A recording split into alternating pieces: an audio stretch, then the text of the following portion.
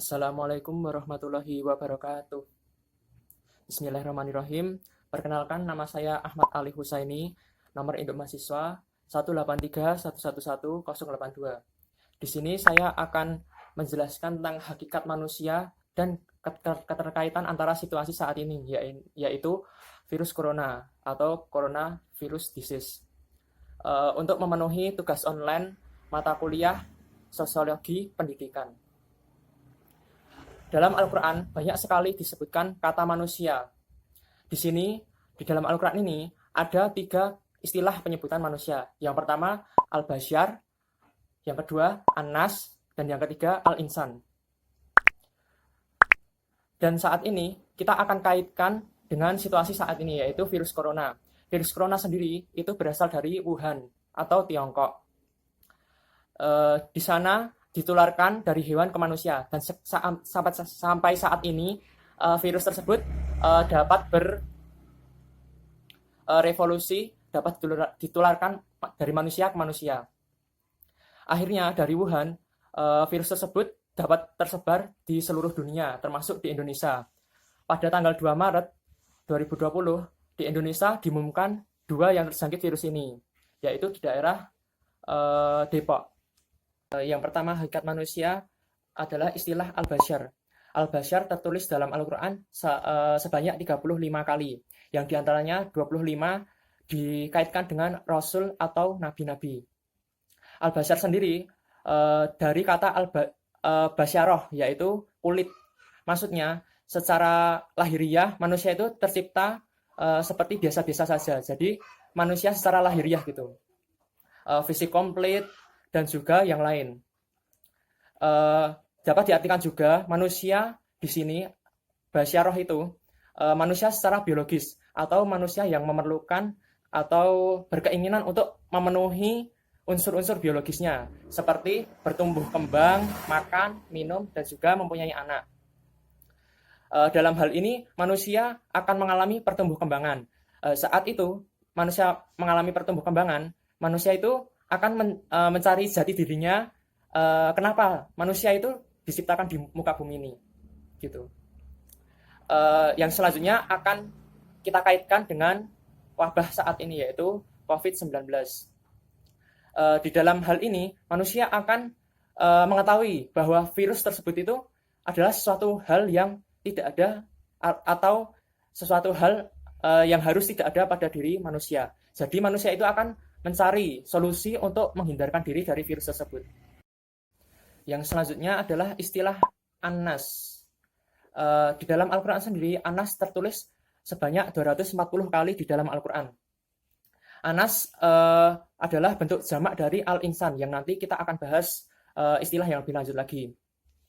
Makna dari An-Nas yaitu sekelompok orang. Maksud dari sekelompok orang adalah manusia adalah makhluk sosial atau makhluk yang memerlukan antara makhluk yang satu dengan makhluk yang lain, atau manusia yang satu dengan manusia yang lain.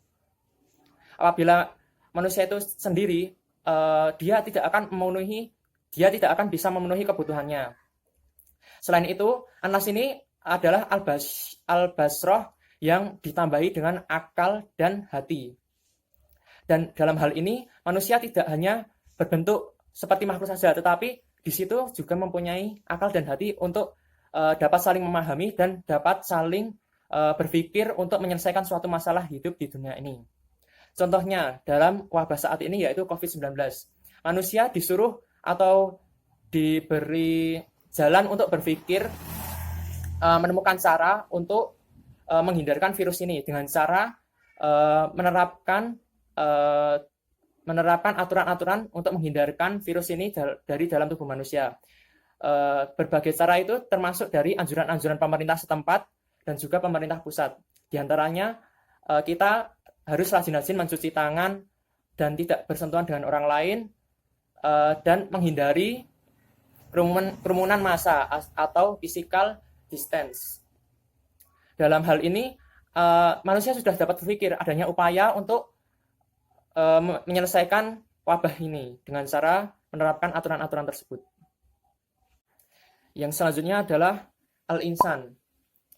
Al-Insan sendiri disebutkan dalam Al-Quran sebanyak 60 kali, yang dikaitkan dengan manusia yang istimewa. Di situ terdapat norma-norma dan juga nilai-nilai spiritual di dalamnya. Al-insan berasal dari kata nasia, yang artinya lupa, atau lupa atas kesadaran diri, atau makhluk yang pelupa. Kenapa Allah Subhanahu wa taala menyebut manusia itu sebagai makhluk yang pelupa? Karena manusia itu akan memerlukan peneguran dari Allah atau peringatan dari Allah ketika dia lupa. Seperti halnya manusia ini di bumi ini, kenapa sih diciptakan di bumi ini? Karena Allah Subhanahu wa taala menciptakan di bumi ini manusia untuk beribadah kepada Allah dan mengenalnya. Ada dalih yaitu al-insanu mahallul khata' wa nisyan. Manusia itu tempatnya salah dan tempatnya lupa. Jadi apabila manusia itu salah, itu sudah biasa. Tetapi kita harus mengingatkannya kembali. Al-insan juga berarti manusia secara keseluruhan atau totalitas. Jiwa dan raganya apabila dipadukan akan membentuk manusia yang insan kamil. Atau dalam hal ini insan kamil dapat mengintegrasikan atau menghubungkan antara Islam, iman, Islam, dan ihsan. Ketika unsur ketiga tersebut dapat digabungkan, akan melahirkan manusia yang bertakwa kepada Allah Subhanahu wa taala. Dalam hal ini dapat dikaitkan dengan COVID-19, bahwa virus tersebut diciptakan oleh Allah Subhanahu wa taala diantaranya untuk kita mengambil hikmah dan untuk kita berpikir lebih dalam lagi. Kenapa sih Allah menciptakan virus tersebut? Pasti kejadian itu ada unsur manfaat dan madaratnya. Tetapi menurut saya kebanyakan manfaatnya. Karena di situ Allah mempunyai jalan yang terbaik untuk manusia. Walaupun yang menciptakan virus tersebut Allah Subhanahu wa taala, tetapi manusia juga harus berikhtiar untuk menghilangkan virus tersebut dengan cara tadi, ketika manusia itu sudah sadar bahwa virus tersebut itu tidak harus ada di badannya karena dapat menyebabkan penyakit, maka manusia akan melakukan pencegahan-pencegahan yang dianjurkan dari pemerintah daerah maupun pemerintah pusat, yaitu dengan cara physical distance atau mencuci tangan tersebut. Cukup sekian dari saya. Apabila ada kesalahannya mohon dimaafkan.